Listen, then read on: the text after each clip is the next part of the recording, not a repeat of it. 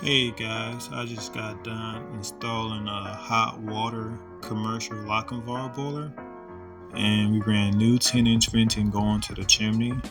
Where you see that wood at, we're gonna put a return grill there so fresh air can come inside the boiler room.